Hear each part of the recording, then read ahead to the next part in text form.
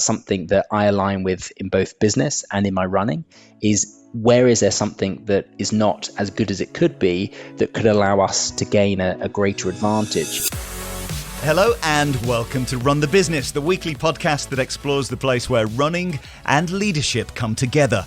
We'll find out how running might help us with leading, managing people, and generally being better in business. We'll also try and answer that question, do runners make better leaders? I'm Anthony Gay, and today's guest is the CEO and co-founder of a business called Walr, a data creation platform that was built during lockdown. It now employs over 70 people, has employees and officers all over the world, and has been officially credited as a great place to work. He's no stranger to creating new businesses, though. In 2015, he founded and ran another business called Vigor. He's based in the UK with his young family. Lewis Reeves, welcome to Run the Business. Thanks, Anne. Look, really excited about today and really appreciate you having me on. Lewis, first question on Run the Business. When did you last go running? I was running last on Tuesday evening. We have a great club run, and it's a nice steady one, fortunately. So able to shake the legs out after quite a heavy weekend on the running side of things. So nice little run on Tuesday.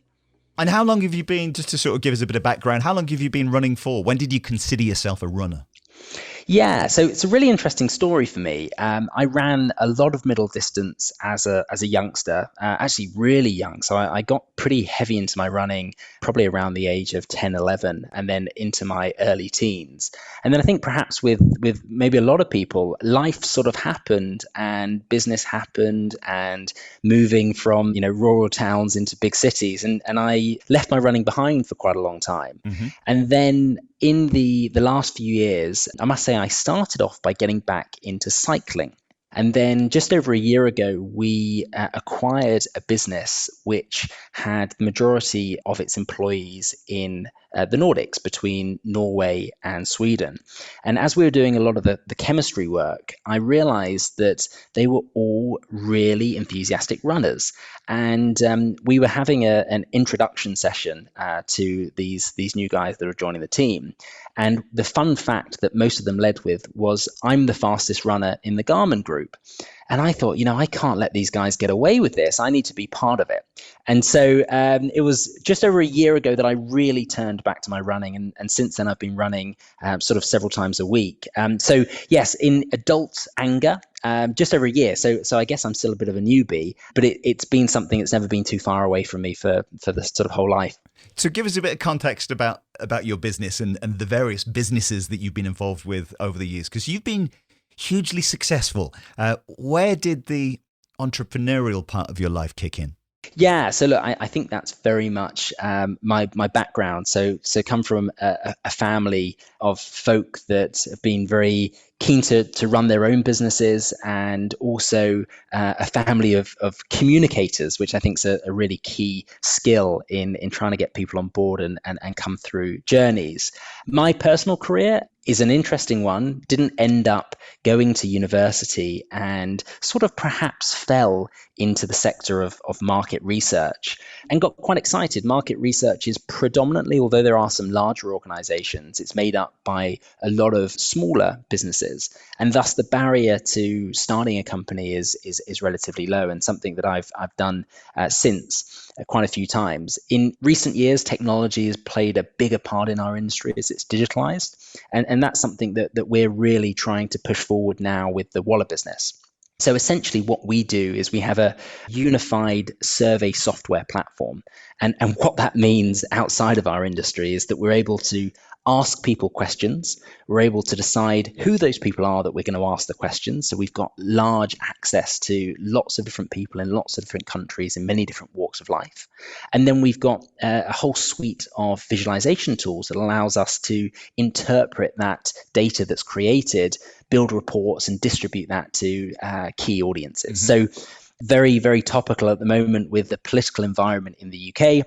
One of the applications for our software would be to use it to do political polling and understand who the country thinks should be the next prime minister and what their sentiment is towards the current prime minister, which I don't think I'm giving away too much by saying that there's a little bit of uncertainty about what is currently going on in British politics. was quite strange because the day we're recording this conversation, we currently don't have or we're about to lose a prime minister. So let's not get into the details of that. But as you say, a lot's happening, and the speed at which things happen is unprecedented. I think it's fair to say that. So just to pick up on what you said there about what Walr does, what's its relationship with the speed that people are making decisions, and how that information that Walr pulls together, how it's used?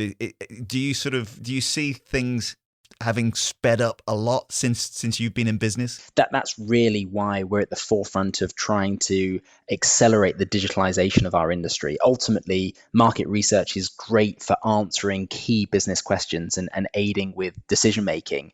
But as you say, the world is moving so quickly now that we need to be able to answer those questions at the speed of business. And so by having digital tools at our fingertips where our customers within a few clicks can get some of the answers to their key business questions is vital to their success. And so everything we do is to drive the efficiency of that process. How do we go from having an idea or a question to having that in a form that we can make a decision as quickly as possible? And that's what we strive to do every single day. You talked about the entrepreneurial spirit being in your family, being something that you grew up with. Can you tell us a little bit more about what that felt like and how that manifested itself in what you did growing up?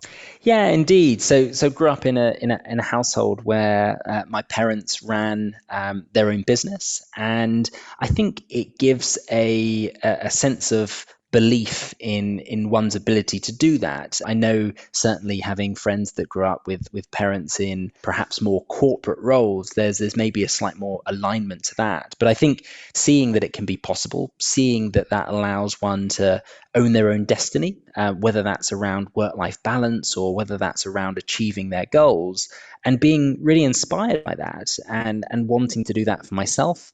Interestingly, in incredibly different walks of life compared to where the family businesses have come from. But yeah, certainly inspiring and giving that confidence to give it a shot, and that actually, what's the worst thing that can happen, as that real sort of undertone to build that confidence.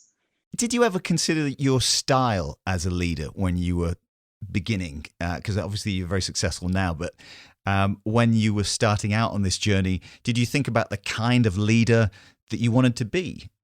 Yeah, so I've got a fantastic grandfather who was very senior in HR at Unilever back through the sort of 50s, 60s, and 70s, and prior to that was a general in the army, and absolutely everything was about communication.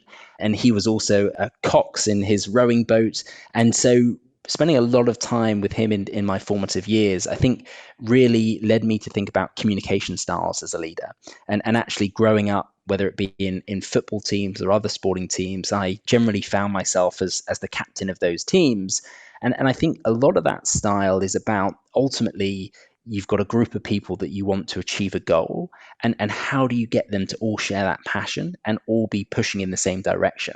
And so that's something that I constantly am checking in on. I think that even in the 12, 13 years that I've been in business, the types of people and the way in which we work these days is constantly evolving. And so those techniques and those strategies to really align everyone, make sure that they're succeeding out of the company's success is changing. And so it's something we have to keep on the ball with and constantly evolve. You have an attitude of, as you say, constantly evolving, constantly learning, which is so refreshing. How do you learn these days? What do you do to make sure that you're staying on top of your skills, both in style and leadership and in knowledge of your market? What sort of things do you do? It's all about information consumption. Something I learned very early in my career is this wonderful saying, which is sort of knowledge is king, or knowledge is power, whatever you want to use there. And so I think in absolutely everything that I do, whether it be getting an advantage within the workplace, and certainly I'd love to talk about this for a running perspective, is just read and consume information, and whether that's be it business books or whether that be reading forums and articles that are being posted, or trying to consume information perhaps now in video format or certainly in podcast format, just to see what other people are doing, see what other great ideas are out there. I think it's that whole idea of constantly learning, and also the mindset that you don't have all the answers, is really important, to be looking for new sources. And those sources can come from anywhere. They can come from my colleagues at any level across our business. They can come from my 6-year-old daughter. They can come from a YouTube video. I think, just absorbing information and trying to process it and align it with your challenges is a great way to sort of bounce things around and move forward. So this podcast is all about the relationship between running and leadership. And had you ever considered, before I ask the question, the parallels between leadership and how you approach your running? Yeah, so for me, perfect alignment. I have a really strong competitive spirit, and something that I like to bring into business. Ultimately, we are in a very competitive marketplace, and it's all about trying to succeed as well as we can. And that's exactly the same approach I take with my running. And so I find that it's a great outlet to continue being competitive, but also flexing some of those same muscles and same areas of the brain that are what drives the business in the right direction as well. And do you have examples of where running has helped you, has set you up for a successful day in the office, day on the job? Tell us about the relationship specifically between, your time out running and then the impact of that on your day in business. Yeah, look, I'm probably quite an intense individual, and so being able to have something that I can get very passionate about and focus on, and see the sort of development and evolution that's outside of work, is really, really important to me. So, for example, I have a race coming up this weekend. And actually, whilst you're going through the trials and tribulations of a week at work, having that additional focus is a great way to sort of step back and realize that there's more to the world that's going on than just how the business is performing on that day or that week or that month. And I find running a real therapy. It's a great way for me to clear my mind and to come back to work decisions really fresh. And I bizarrely have some of my best business ideas in the shower. And I'm the sort of individual that finishes a run and I jump in the shower pretty quickly after that. So this concept of having dwelled on decisions during the day, going out for a running after work, then coming in and having my thinking time in the shower often is what leads to making the plans for the next day and some of the big decisions in the business. So yeah, there's some really nice elements that I think help me be a better leader and help me run the business in a better manner attached to my running. You're surrounded by data, and you obviously have built businesses around data. When it comes to running, how important is that information for you about your running experiences? So anyone that knows me would know that my favorite app on my phone is Strava. I absolutely love the data. I love all the data I can get my hands on, more from a sort of passion perspective of just enjoying running through numbers. Now, the bizarre thing about me and data is that when I'm actually running, I try and break the data. So I won't hold myself to too stricter pacing strategies on my runs, because I always think, actually, maybe today is the day that the data isn't correct and that I'm feeling better than what my averages should be, etc. So really love the data, but don't let it hold me hostage when I'm running, and actually probably should utilize it a little bit more rather than often going out far too hard on runs and paying for it later. Something you said at the beginning around the business side of what you do, and being able to frame questions, come up with the right questions. Because this is, you kind of touched upon it there. When we go running, we have so much data available to us now, and so much that can just go over our heads in terms of how we use it, how we interpret it. Is there anything, I'm kind of thinking now, is there anything specific in your learnings around framing questions and how you ask those questions with Walr that might help people understand the important data for their running? Have you ever considered the parallel there? Yeah, and I think specifically market research as a source of creating data, we always start with what do we want to achieve, and then we work back to what are the inputs and essentially what are the data points we need to create in order to learn to get to that objectives that we set in the first place. And so I think with my running, it's all about focus on what is it that I want to achieve, and then what data do I need in order to achieve that. And so that might bring in different components. If I want to be doing something that involves a really long run and activity, it might all be about actually how low can I get my heart rate? And that might take into zero account to begin with how fast I'm running or how far I'm running. Conversely, it might all be about, hey, I want to run a PB for a 5K. And then it's all about what training do I need to be doing and how fast can I be running those intervals and how long can I be running at that pace. So I do see a lot of alignment, and I think ultimately it comes down to what is the outcome that we want to achieve, and thus what is the important data that we should be using to help us achieve that outcome. You mentioned you've got a run coming up, a race coming up soon. What's the one metric that you're aiming to affect? Is it simply time, or is there some other sort of variable, some other piece of data that you're looking to achieve on the weekend? Time will definitely be the key metric. One of the things that, as I mentioned earlier, certainly my running group, and if any of them listen to this, will have real joy in this. My pacing is famously not very good. The runner's ideal is obviously to run a negative split. I'm quite famous for the positive split. So in the sort of races I have coming up towards Christmas this year, I definitely want to get more discipline in my consistency on my splits. And so the overall time will be important, but actually running a strong, consistent race is something. So those mile and kilometer splits will be something that I'm pretty focused on. Great. Well, I hope it goes well. Thank you. Something I want to pick up on, which you mentioned at the beginning about the experience where you met the runners in the business that you, I think you said you acquired a new business and you kind of came across the runners and the community of runners there.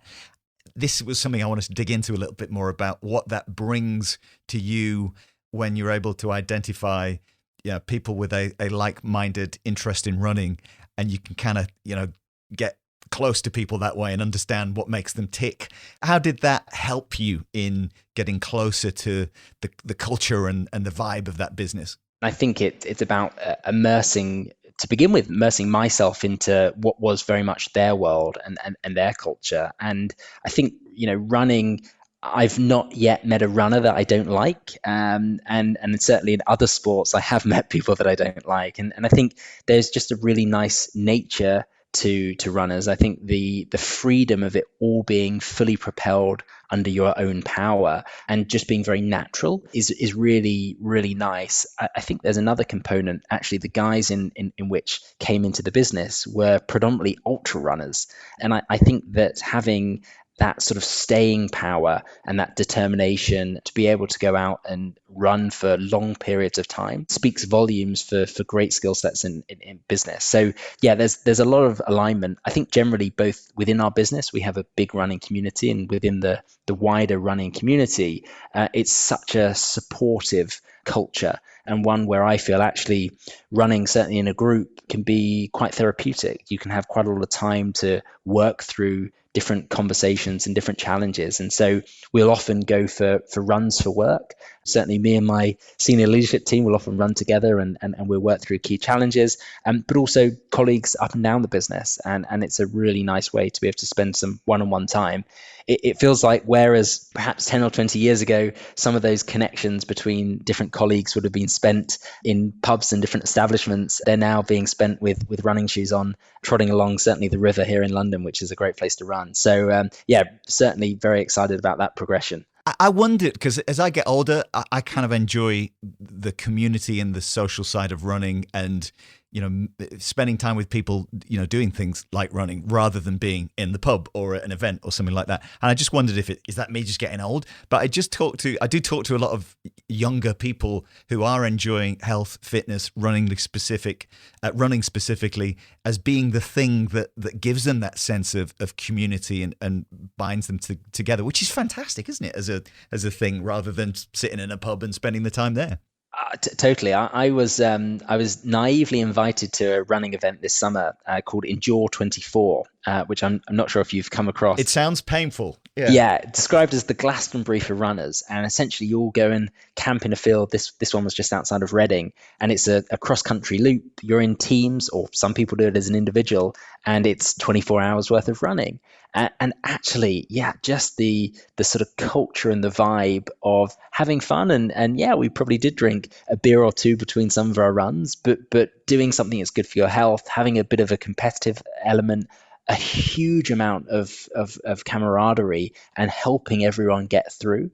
Just fantastic, and sort of left it pretty broken, having run for 24 hours, but couldn't wait to sign up for the next year. So no, I think for me, young and old, and I think the great thing in this modern world is we're much more aware about things like our mental health, and running gives us a great outlet just to go and talk with other people. And if you're running on a long run, you're with people for quite a while, it gives you that ability to open up and be a little bit more vulnerable. But I think the running community is really a very safe space, certainly in my experience. Walr has been credited as a great place to work, which is a credit to the business and to the people. What does that mean to you, and how did that come about? Yeah, so it's something that from the very early days of the business, one thing that I'm very well aware of is I can't do everything. And so we need to have really talented people around us to build the business and achieve the things that we want to do. And so building a culture where everyone wants to be here is incredibly important. And yes, you can do that by having nice benefits and remunerating people well, but actually there's a lot more to it. And a lot of that comes down to infrastructure and communications and things along those lines. And I think one of the things that we constantly look back on, we're, as you say, sort of between 70 and 80 people now. Hire number 15 for us was a chief of staff, which was a role that historically I wasn't that well aware of, but it's a role that's come in, and that covers a lot of operational functions, a lot of people functions. That particular role in our business, and the individual that leads it, she leads our culture committee as well.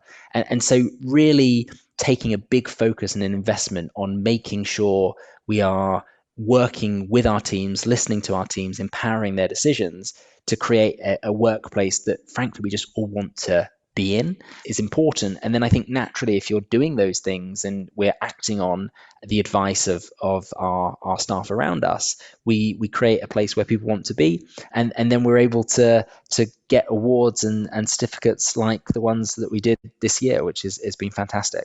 What do you think is the most important thing as a leader, a skill, if you were to give one piece of advice to somebody beginning in a leadership role, what would that be?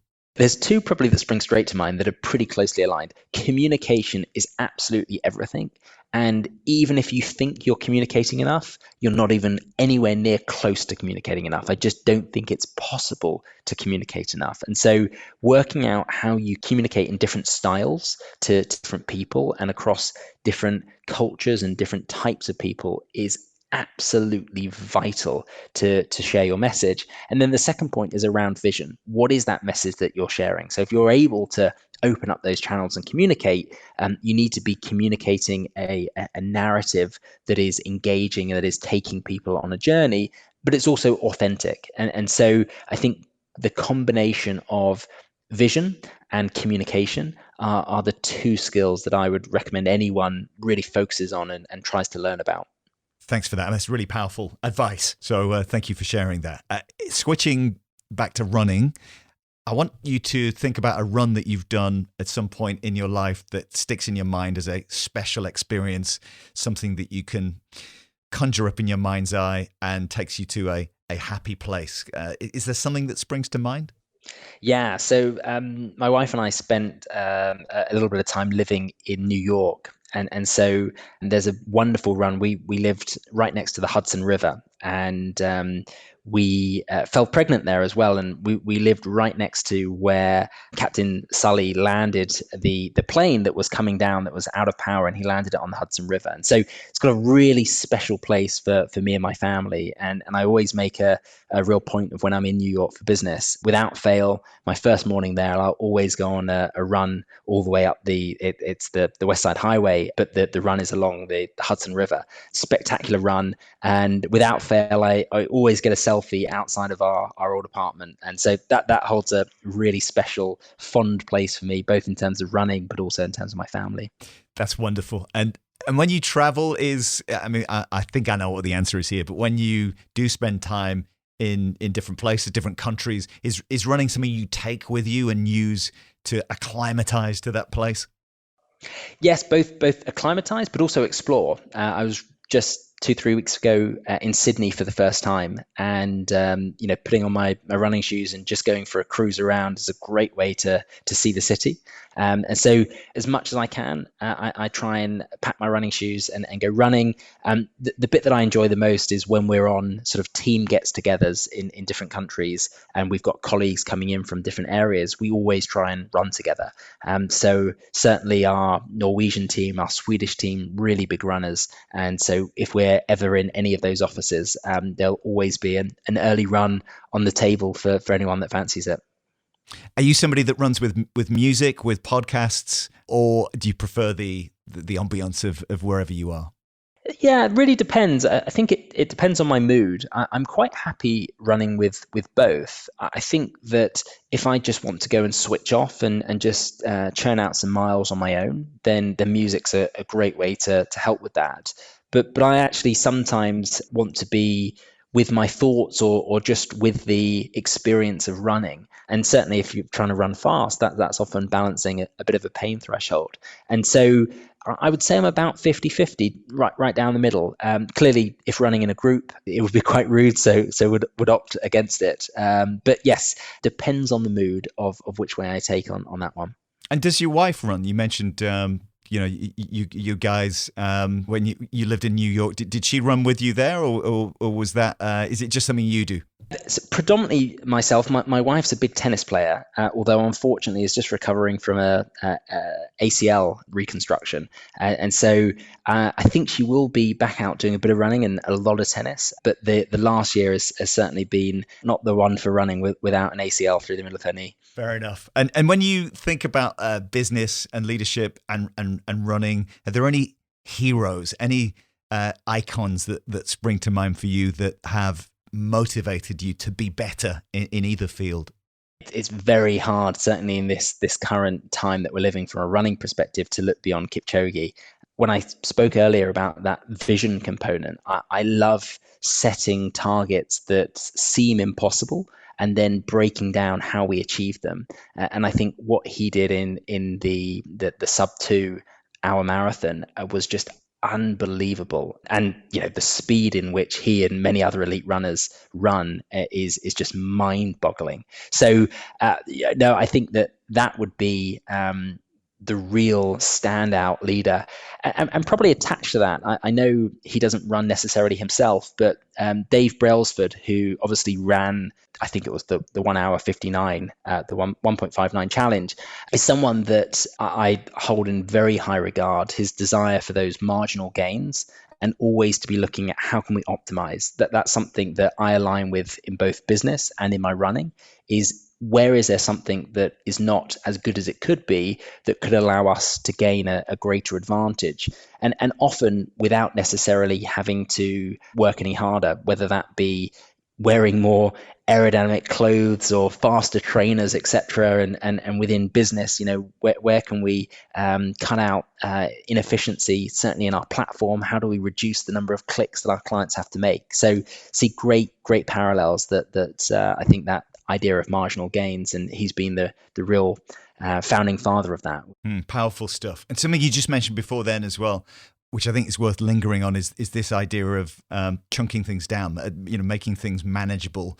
I was talking to somebody the other week who's got a huge run coming up in a few weeks, and the way she was approaching it is just as you've described, is, well, what do I need to do this 6 mile bit, or how am I going to do this 8 mile bit? And my focus now is just this task in hand, from getting here to there, and not thinking about adding it all together and seeing 140 miles or whatever it was, because that blows your mind. And you can't, as humans, we don't seem to be able to handle that.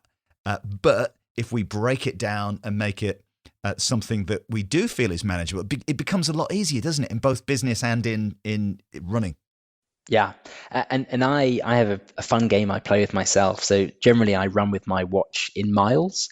And if I'm doing a sort of 10K or a half marathon where you've got to be running pretty hard, and it's you've got to concentrate to run at that speed, I find myself trying to, without taking the splits on my watch, work out the mathematical timings for my kilometer splits, which keeps the mind really busy in the here and now, and doesn't allow you to get too far ahead of yourself. Whereas I think if you're just running and you're thinking about how much further you've got to go, it can seem incredibly daunting. Mm-hmm, absolutely. Running aside, can you name a business tool, an app, a person that you couldn't do without? Yeah, well, I mean, if there is Strava for tracking your running, I guess it would be Salesforce for tracking the business's performance. And you spoke earlier about data, something being in a data business that we can't get too far away from. So from a personal perspective, it would be my Strava app that's the most frequently used on my phone. And from a business perspective, it would be Salesforce, keeping an eye on how we're doing sort of every minute of the day in all of our different territories. Well, my follow-up question there was, business aside, what's your favorite bit of running kit? So it's Strava, just parking Strava. I hear what you're saying about Strava. I love Strava. Is there anything else in the running world, maybe something that's not tech, that really helps you? I think the great thing with the running community is everyone's very willing to share, but not share so forcefully. So I actually find myself consuming a lot of YouTube of runners just sharing different ideas, different techniques, different things like that.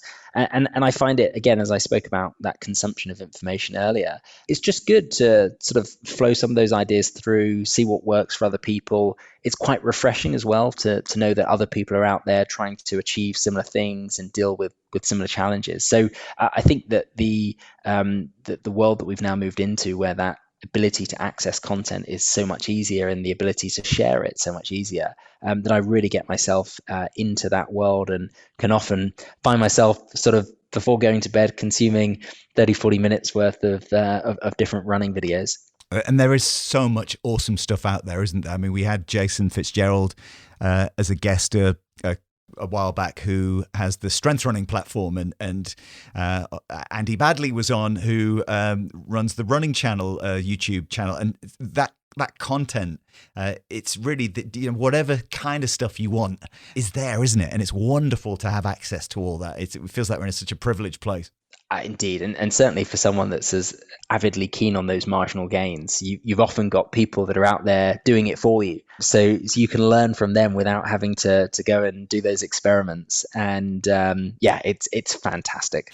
Lewis, final question, and I touched upon it earlier in the interview, but is there some advice that you'd give to anybody in a business or leadership role that's considering becoming more active and thinking about taking up running? What would you say? How would you champion running? Yeah, I would champion running, just that supportive community element. I think that running a business can be a very lonely place, and often, depending on that structure, that there can't be that many people to turn to. And I think running in every aspect that I've ever dealt with, even with the sort of hardest competitors, is such a friendly, supportive environment. And I think just to be able to get that refreshing community component, which is quite different to often when you're on your own running a business, is so valuable and so refreshing, so good for your mental health and so good for your thinking when it comes to the business, that I would say dive in. And it doesn't matter if you're running 20 minutes a mile at walking speed, or you're running 5 minutes a mile. I think that community embraces you and supports you, and I'm so grateful for it. Brilliant. And as you say there, it doesn't matter whether you're at the front, the back, in the middle, just getting out there, doing it, being part of the community is so powerful. Indeed. You mentioned you've got a run coming up. All the best with that. Can you tell us a little bit about what that one is, just to finish? Where is it? What's the challenge? Yeah, that's the Lancing 10K down in West Sussex on the seafront. So I'm avidly watching the weather at the moment. It looks like the wind is picking up more and more. So hoping it's just a straight crosswind rather than too much in your face. It's just an out and back along the seafront. Yes, fingers crossed the wind isn't too much of a burden. If it isn't, it's a nice flat course. So it should be a nice run. And one of the great things, family as well. And my sister is also a colleague of mine at work. She's doing the run with me. So be really nice to get out there with her. Well, best of luck with that. And thank you for sharing your experiences of running and business on Run the Business. Thank you so much. Thank you for having me, Anne. Thanks again to Lewis Reeves for being in the spotlight on Run the Business this week. A few things that came out for me in that conversation. Firstly, what's the outcome that you want to achieve? And what's the data that you should be using to help you achieve that outcome? What are you measuring? Are you focusing on the right things? An obvious one, but really, really important. I love the point he made when he said, I've never met a runner that I didn't like. That's so true, isn't it? He actually goes running with his leadership team. When was the last time you went running with a colleague, someone in your business? Would that feel a bit strange for you, or is that normal at your workplace? How much of yourself do you put out there in your business? Do you show vulnerability? Do you show your emotions? Running communities are more comfortable with showing emotions, which is something that if you want to connect with people, you've got to be real. You've got to show your authentic self, which sometimes means not being right every time, not being perfect. It's an impossible place to get to. From a business perspective, Lewis also talked about the importance of vision and communication. They were the two things that he really wanted to highlight. How clear is your vision, and how clearly can you articulate that in real people speak? It's an interesting one to consider. Vision, communication. The quote to finish today: success is not final, failure is not fatal. It's the courage to continue that counts. Thank you, Winston Churchill, for that one. I'm Anthony Gay, and until next time, keep running and keep chasing your goals.